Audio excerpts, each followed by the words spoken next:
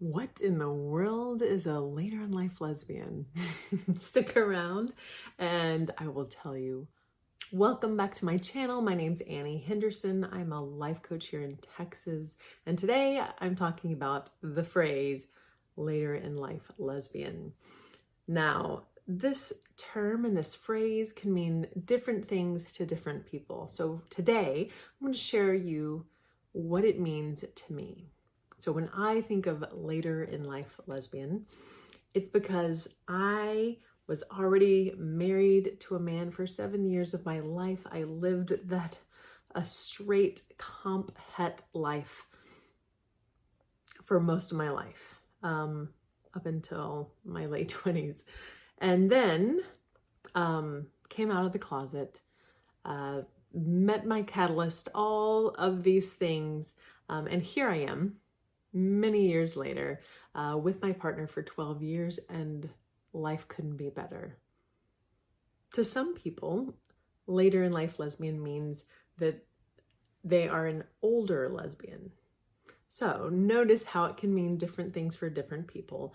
Most people I talk to don't care. Similar to some people prefer labels and helping to identify who they are and how they identify themselves. And some people simply despise labels. There's no one right way. Personally, I think labels and definitions can help us beginning to understand ourselves. And for some people, it feels like it puts them in a box. And for a lot of us who've been in a box for most of our lives, we don't want that anymore. So we're sick of labels. We don't want to be labeled.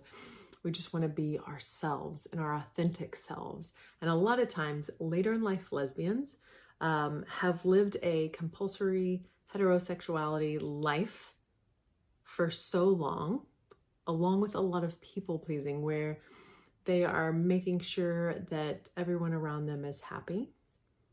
They don't want to upset anybody. They're tiptoeing around, putting themselves last. They don't have important conversations because they're scared that it might upset somebody. They don't want to rock the boat. They struggle with boundaries and saying no. This was my life for decades. And it took a lot of work. Even when I came out of the closet, even when I got my divorce, I thought, this should be it. I'm going to feel so much better. Like, this all makes sense. Let's go.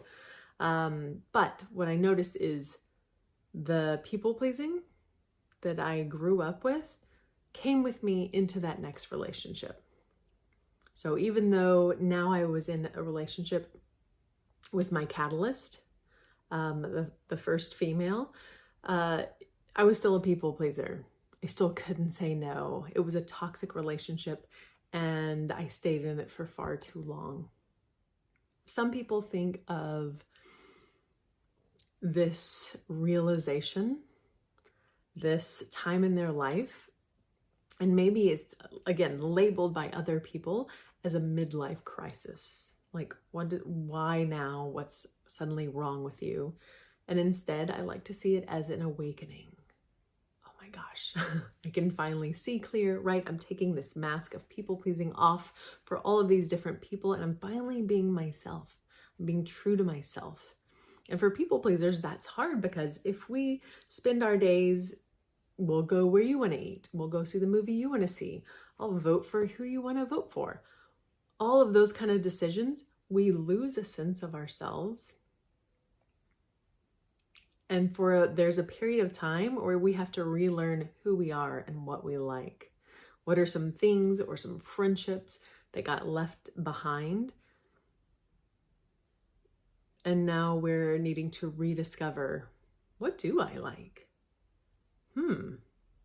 And getting to enjoy life again. And for some people, they haven't been happy for so many years.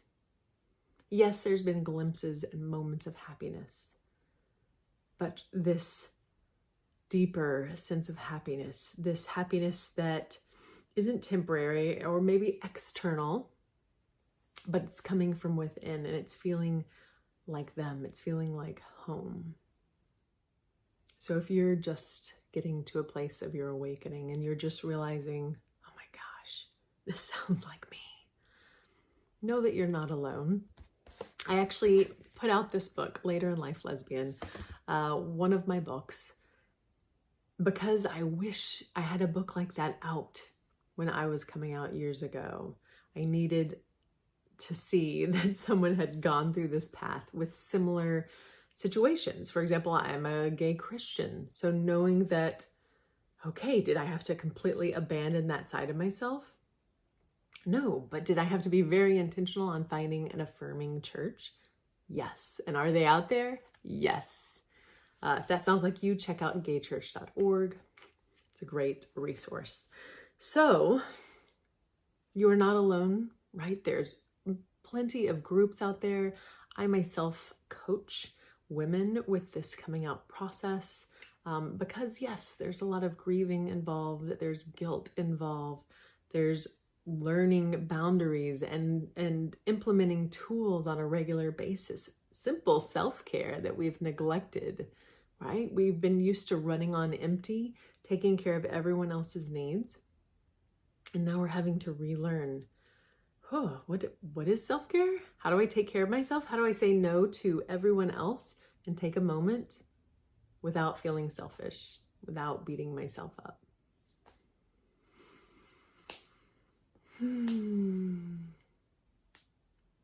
So this is one issue that I want you to be aware of that I see in a lot of people.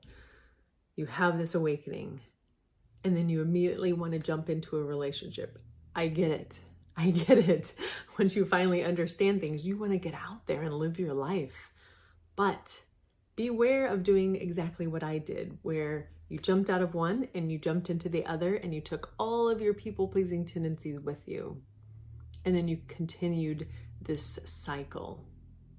Don't do that. Take some time for yourself. Here's a word of warning and why you want to really make sure that you work on this people-pleasing tendencies before going out in the dating pool. Narcissists and certain people out there, and scammers even, are drawn to people that are empaths, people that are people pleasers, people that can't say no for themselves. And they always seem to find each other, and you deserve better than that. So trying to hunt for somebody before you can even take care of yourself is going to be possibly a disaster waiting to happen. So do me a favor. Feel free to reach out to me.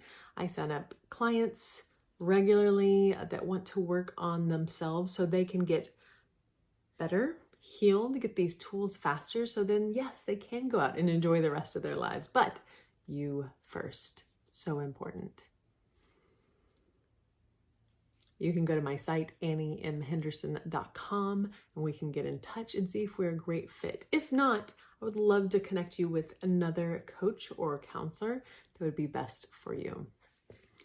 Besides my book, Later in Life Lesbian, one book that I recommend to all my clients is the book, The 4 Agreements. I actually made a video on the 4 Agreements. Go ahead and check that video out, watch it, and buy the book.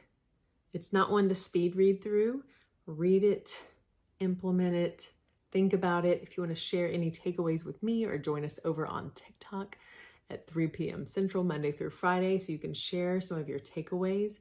Because in that book, it talks about domestication and why we're in this people pleaser comp-het situation.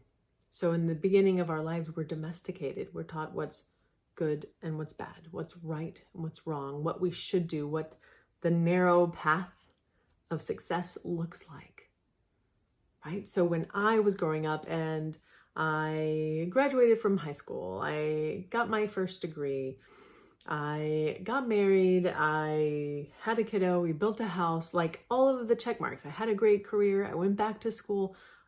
Technically, I checked every box I thought I could possibly check, but something was still missing.